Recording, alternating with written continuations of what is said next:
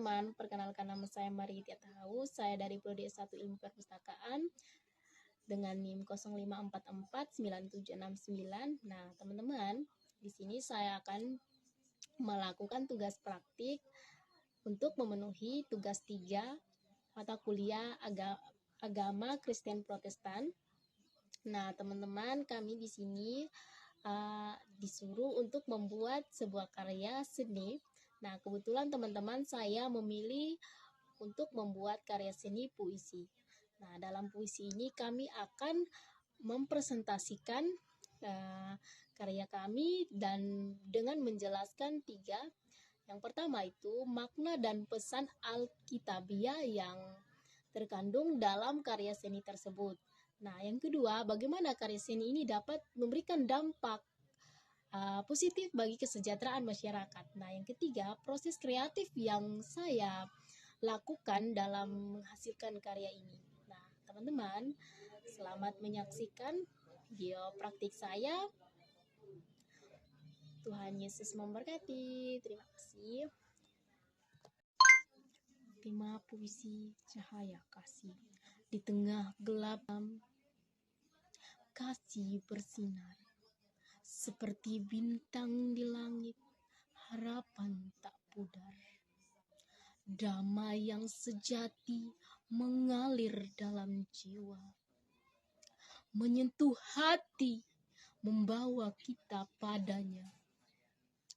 Bersama kita berjalan, tangan bergandeng, menyebar kebaikan.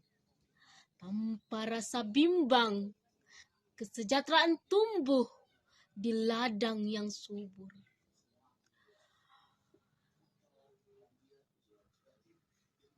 Ketika kasih abadi jadi penuntun, marilah kita berbagi, tak ada terasing. Dalam pelukan kasih, semua jadi seimbang. Doa kita satu untuk dunia yang indah, damai dan sejahtera selamanya terjaga. Terima kasih. Jadi teman-teman, di sini yang pertama saya akan menjelaskan makna dan pesan Alkitabiah yang terkandung dalam puisi tersebut. Nah, puisi ini mencerminkan ajaran Alkitab yang mengenai kasih, perdamaian, dan kesejahteraan. Nah, teman-teman, saya membaca dalam Alkitab dalam 1 Korintus 13 dan ini juga menjadi referensi saya untuk membuat puisi ini. Nah, 1 Korintus 13 ayat 1 Korintus 13.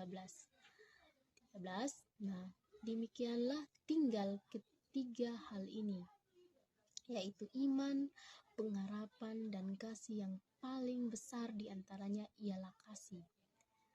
Nah, dari ayat ini kita diajarkan atau saya diajarkan bahwa kasih adalah inti dari setiap hubungan.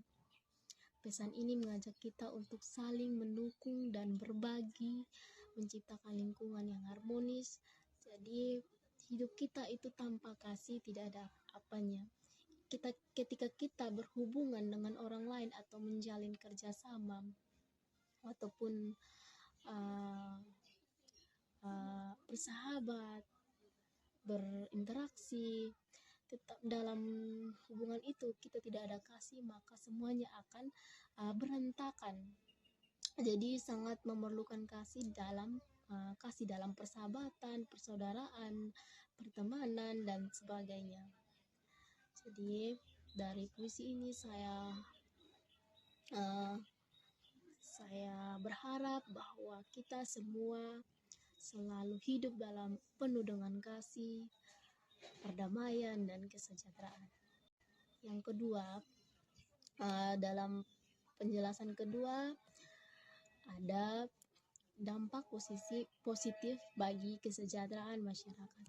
Nah, karya ini dapat menginspirasi masyarakat atau teman-teman semua untuk lebih peduli satu sama lain. Nah, sebagai orang yang beriman, kita harus peduli dengan orang lain. Maka hidup kita pun akan diperdulikan oleh orang lain. Ketika kita mau memperdulikan orang lain, membantu orang lain, menolong orang lain, maka hal tersebut akan bertimbal balik kepada kita, maka hidup kita akan dipenuhi dengan berkat. Nah, teman-teman, dengan menanamkan nilai-nilai kasih dan perdamaian, kita dapat membangun komunitas yang lebih kuat dan sejahtera. Ketika orang-orang merasa diperhatikan, dihargai, mereka cenderung berkontribusi positif bagi lingkungan mereka. Nah, ketika kita ini, contohnya saya sendiri atau teman-teman sendiri merasa kalau kita diperhatikan, diperhatian, itu rasanya sangat penuh dengan kasih, bahwa orang ini sangat menyayangi saya, kok dia baik, dia perhatikan saya. Jangankan hal besar, hal yang sekecil apapun, ketika teman-teman kita tanya atau sahabat kita tanya, sudah makan? Oh, saya rasa sekali ya, teman-teman sangat rasa, oh dia itu perhatian, memperhatikan saya, bahwa saya ini, oh lo kok kamu belum makan, silakan makan. Nah, jadi itu, nah yang jadi teman-teman, kita perlu menghargai orang lain, maka kita pun akan dihargai balik. Nah, yang ketiga, penjelasan yang ketiga di sini, ada pertanyaan yang ketiga dalam tugas, proses kreatif yang aku lakukan. Nah, saya melakukan pembuatan karya puisi ini, saya juga terinspirasi dari hidup saya sendiri. Maka kalau saya tidak hidup dalam kasih, maka saya pun tidak akan ada damai sejahtera dalam hidup saya. Nah, proses penulisan ini saya memulai dengan refleksi tentang nilai-nilai yang penting dalam hidup saya.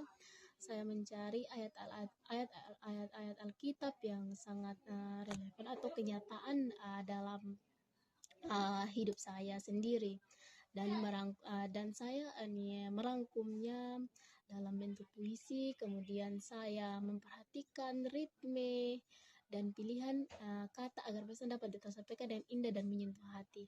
Nah, saya mengutamakan bahwa orang lain bisa menanggapi puisi ini, bisa memaknai dalam hidupnya, bukan hanya dia membaca, tetapi dia mampu mengaplikasikan dalam hidupnya, bahwa kita adalah manusia yang butuh orang lain.